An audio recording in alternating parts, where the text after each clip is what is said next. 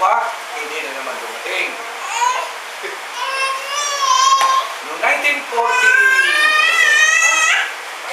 1948, nabuo na ho ang bansang Israel, dumating na ba ang Mesiyas? Hindi pa rin.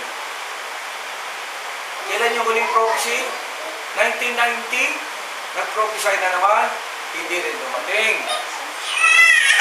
At sumunod, 1994 o 1998, nag-prophesy, hindi na naman dumating.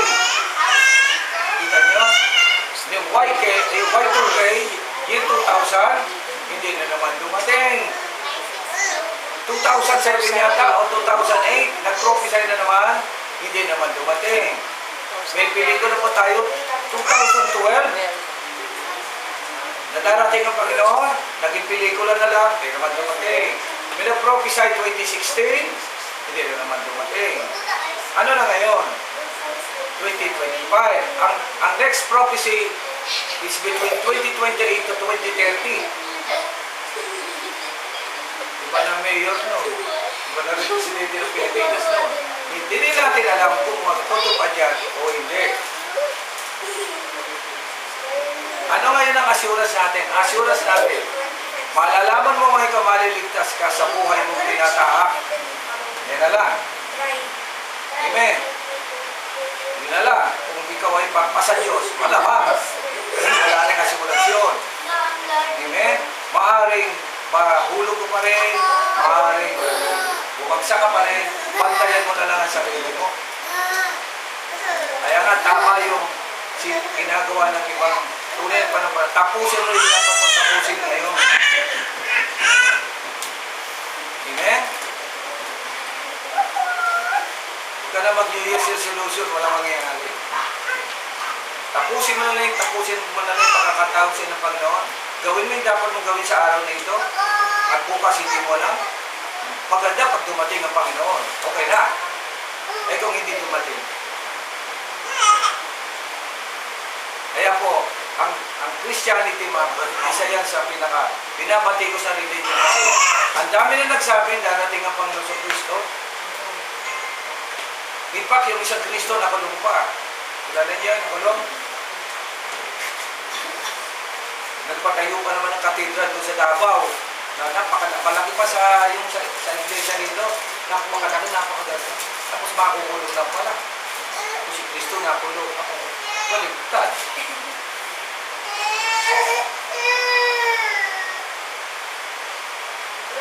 Ngayon, tanongin niyo yung katabi. Ito natin tapusin muna. Mahabang. Tanongin niyo yung katabi niyo. Ano sa palagay mo?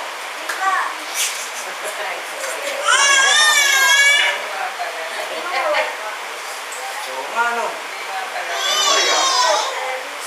Wala na kakaalam eh. Oh, on the other side, sabi naman ng Bible, may warning din. Mag-ingat din ka sa mga false prophet, false teachers. Ayan. Amen? At kung ano pa mga false dyan, mga kapatid, sapagkat marami din pastor, may pastor, at aaminin ko marami talaga mga iba rin ang kapo ng utak. Dahil ginagawa ng Pilipin sila, paano kayo yumaman, paano gumanda ang buhay nyo, punta kayo sa akin dito, ganito, ganyan, may pangako, may ayuda, wala pong gano'n. Nilagay na rin po yan, kasi sabi nga, pagdating ng Panginoon Kristo, ito lang iwan ko sa inyo, napakarami pong temptation, napakaraming deception ang pwede natin harapin. At nakikita naman natin sa panahon natin yan. At tapos corruption, dinadagdag pa yan. Sino sa inyo, ito na naman likod tanong, ang nasisiyahan sa buhay natin ngayon? Nakakatuwa ba yung nangyayari sa buhay natin ngayon? Sa Pilipinas na lang eh. Alam ba ninyo, ulitin ko na ito, kahit sinasabi sa Amerika, yung pinakamalalaking mga ano doon, wala na po, nagsara na. Patay tayo. Tapos yung sabay, sa Pakistan, sa ano, yung mga Kristiyano doon, pinagpapaba rin, ang dami namatay. Tapos yung latest dito sa Australia yata, yung mini sniper, sabing isa yung pinatay. Ang pinatay naman nila, hindi naman Kristiyano, Israelites. Kasi galit sila doon sa prophecy patungkol sa Israelites. Oh, grabe. Ano na mangyayari? sa atin. Nung pandemic lang, kala ng mga maraming Kristiyano, matutupad yung pagtatatak, hindi yung pagtatatak. Kasi lahat tayo na-require ng bakuna. Diba? Marami akong kasing pastor, sabi nila, pastor, nagpa-injection ka ba nung sa pandemic? Sabi ko, kapag yung pag-injection, natatakan ka na ng Antichrist. Sabi ko naman, ano naman kinalawang ka ako nung... Kasi nababasa nga nila na natatakan tayo, mga kapatid. Wala pa po tayo sa ganong stage. At wala po nakakalam kung ano talaga ang pwedeng gawin. Pinakamaganda nga sana, dumating na lang ang Panginoon at kunin na tayo, ligtas na tayo, amen, para matapos na. Tapos mapapalitan natin sila Diskaya at kung sino-sino mga kurap na naluloko ng bayan, sa kaba ng bayan natin. So, ano mangyayari na ng mga kapatid? Ako, lupon ako ng barangay. Tuwing pupunta kami doon, palagi na lang nag-aaway yung kapwa. Kung ano naman ang problema yung dalawa? Yung iba, utang. Yung iba, love life. Pagka pag love life, may yung konti chismis. Sabi ko, hindi na po kayo natapos sa kanyang problema.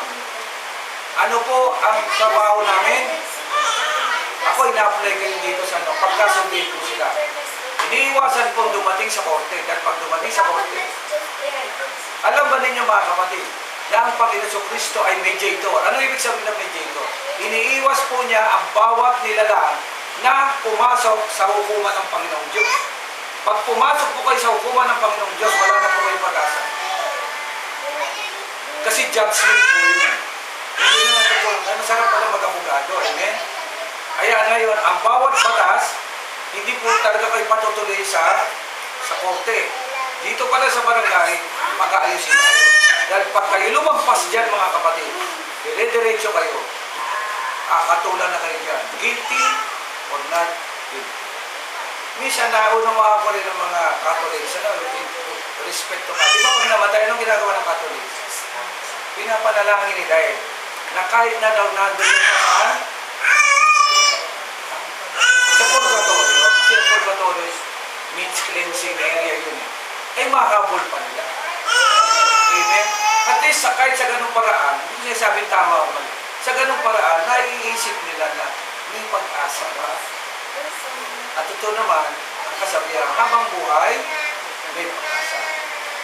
So, isipin natin ngayon ang buhay natin, papunta pa tayo saan, o may pupuntahan na ba tayo, o wala. Mabuti sana kung may pupuntahan ka, alam mo. Pero hindi, ang ano natin, issue ngayon, hindi mo na alam kung anong mangyayari sa buhay natin. Bukas, o sa makalawa, wala na. Ang Panginoon Kristo ay dumating bilang mediator. Binibigyan ng pagkakataon ng bawat tao na magsisi at magbalik loob sa Diyos.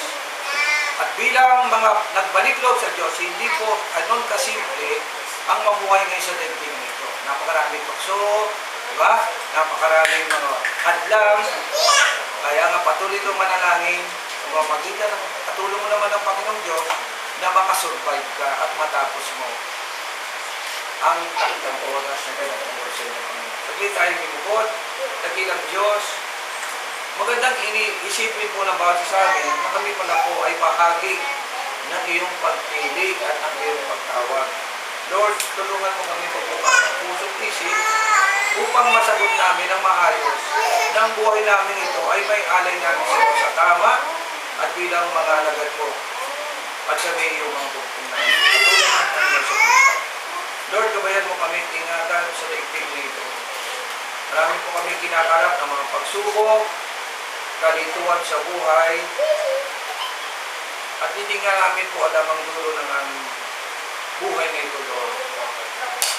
Nawa sa aming buhay sa araw-araw, manatili ang aming pag-asa, manatili ang aming pananampalataya, na malampasan po namin ang lahat ng pagsubok at isang tagumpay ang inilaan mo sa amin. Ikaw lamang po aming tanging pag-asa at buhay. Maraming salamat po sa pagkakataon. Maragdagan po ang aming kalaman. In Jesus' name.